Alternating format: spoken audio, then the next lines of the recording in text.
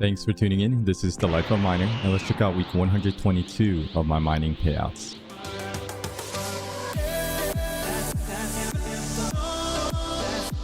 So at the beginning of these payout videos, let's go over the date and time when I took these payouts. Today is August 15th of 2021, and it's about 9:30 p.m. US Eastern time. And I do want to mention that I'll go over my electricity bill and my YouTube and Twitch profits at the end of the month. Now, as of right now, the price of Ethereum is at $3,310.79. The price of Monero is at $273.57. And the price of Chia is at $269.80. And checking out the difficulty, we're at 7,737.132 terahashes. And checking out the block rewards, it looks like we're averaging around 2.54 ETH per block. So like previous weeks, I've been mining Ethereum, and I do average around 2.5 gigahashes mining Ethereum. I've been also mining Monero, and I do average around 14 kilahashes mining Monero. And I'm also Chia farming, and I do have 737 plots. Okay, so now pulling up my Excel and checking out what I mined, I did mine around 0.38 Ethereum, equaling around $1,256.25, about 0.01 Monero, equaling around $2.74, and about 0.11 Chia, equaling around $29.68. So if I did sell everything as of today, I would have made $1,288.67. And checking out my GPU count, I do have a total of 75 GPUs and 1 CPU. My GPUs are mining Ethereum, my CPU is mining Monero, and I do have hard drives farming Chia, and I do have 2 mining farms. Okay, so for this week's fun clip, I did find 2 bullish news clips on Bitcoin. So let's check this out. Joining us now for an exclusive interview is Galaxy Digital CEO Mike Novogratz. Mike, very good afternoon to you. Good to see you. How are you guys doing? Yeah, we're pretty well, thank you. We're pretty well, and it's good to see you. My question, not so much about what the implications of tapering are towards crypto, but a broader question stepping back. To what extent has the super loose policy from central banks around the world over recent years allowed crypto to grow to be as big as it has been? Yeah, listen, I think it's a wildly important part of the story. People look at, budget deficits, they look at the behavior of central banks, the Ministry of Finances, or the Treasury departments, and say, we're running up deficits we can't pay back. And this is kind of past the point of no return. And so how do I hedge myself against either a slow or fast debasement of fiat currency? Bitcoin was tailor-made for this, and so that gave it a tailwind. And now we've kind of hit escape velocity, where the adoption cycle is so strong, more and more people coming into the space every week, that crypto's going up where other risk assets or other inflation hedges might not be. If you look at gold versus crypto, there's been a huge dislocation.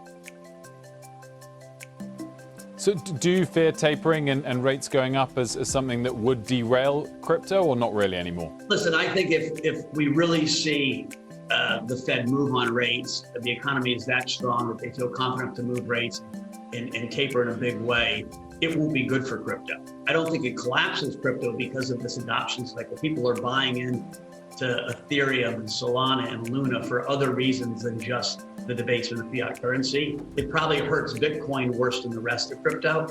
But I still think we're so early in this movement, in this ecosystem, that crypto can do okay. It does, on a related note, Mike, raise the question as to why the dollar hasn't strengthened more. I know you traded currencies for a long time. Dollar's down over the last 12 months by 0.5%. If the U.S. is truly, and it is, the strongest growth area right now, we were the first to get high vaccinations. Looks like we're the first to taper and potentially talk about higher rates and inflation. All of that should mean the dollar's going up against others, shouldn't it? We have this giant deficit that we're going to have to fund. Right? We've been the reserve currency of the world, and that status is being eaten away at. If you look at what happened in Afghanistan today and just the Twitter conversation around it, what the rest of the world thinks about American leadership isn't great. And so you have places like China that specifically wants to hold less U.S. treasuries, Russia that's holding no U.S. treasuries, right? And so this idea of dollar dominance is going to be under attack for a long time. On the margin, us tapering, us raising rates will certainly help the dollar, but within the big geopolitical context, I'm not sure that's not going to be outweighed. Mike, if I know Ethereum's you're a big believer across the crypto spectrum. I was just wondering if you kind of bought into the sentiment that I feel is quite widely out there in recent weeks and months, that Bitcoin has slightly, in a relative sense, lost its attraction relative to some other cryptos, like Ethereum in particular. Are you in that mindset as well? I think they serve different purposes. Bitcoin's lane is really just store of value. It's digital gold.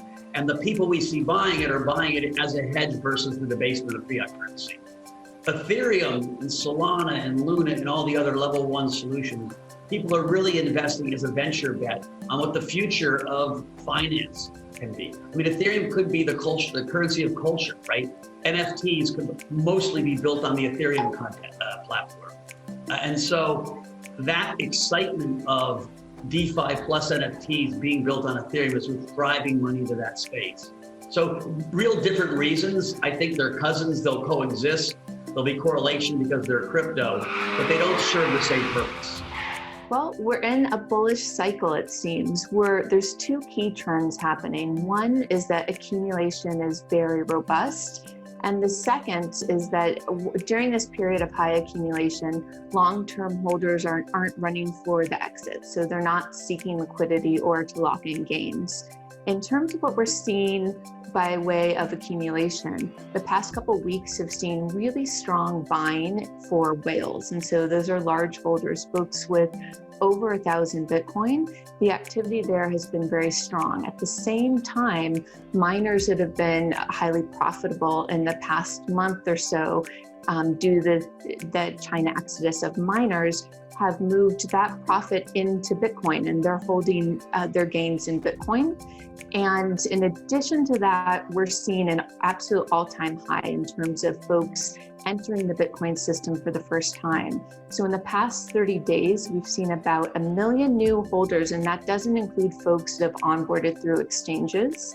And this is all ahead of the adoption we're expecting to see in emerging markets as El Salvador introduces Bitcoin as legal tender next month.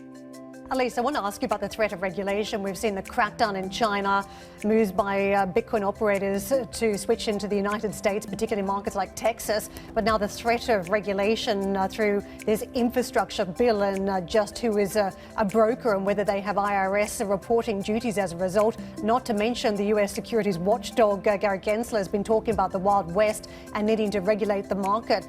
What is that threat of regulation, and what could the impact be on the sector?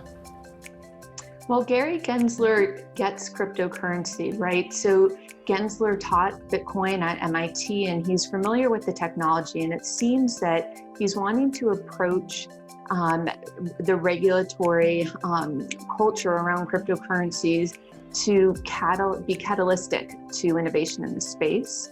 And specifically, I think what he's doing is to distinguish what sets Bitcoin apart from other cryptocurrencies in a way that potentially can favor Bitcoin innovation. And what I mean by that is that Gensler has acknowledged this sort of, has acknowledged Bitcoin as a commodity and the sort of variables that are different between Bitcoin and other cryptocurrencies that might be recognized as securities.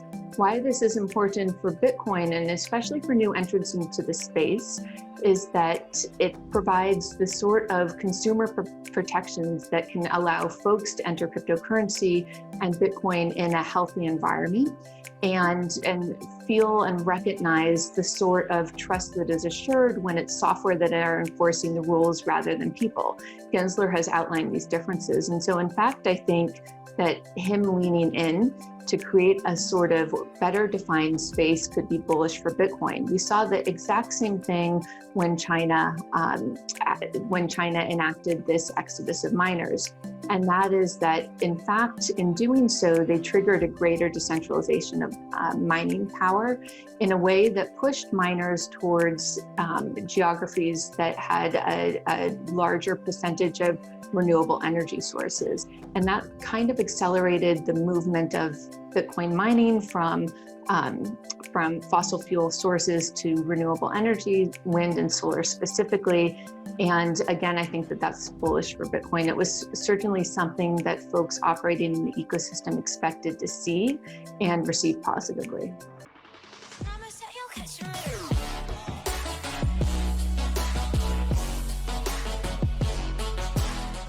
Alright, so thanks for checking out this week's mining payout. Stay tuned for next week's as well. And shout out to this week's random comment winner. And if you did want to be featured, just write a comment below. And if you have any questions you want to ask me live, I do stream live on Twitch at twitch.tv/thelifeofminer every Sunday, 2:30 p.m. US Eastern Time. And if you do need any type of help, definitely join the Discord. I or someone knowledgeable will definitely help you out. Okay, so hope you enjoyed this video. Thumbs if you enjoyed it, sub if you're excited to see what's next. But of course, thanks for watching and always happy mining. Thanks for watching The Life of a Miner. This is Gohan from Dragon Ball Z. You don't want me to get angry and turn Super Saiyan, so make sure you subscribe to The Life of a Miner. I'm also the narrator. Next time on The Life of a Miner.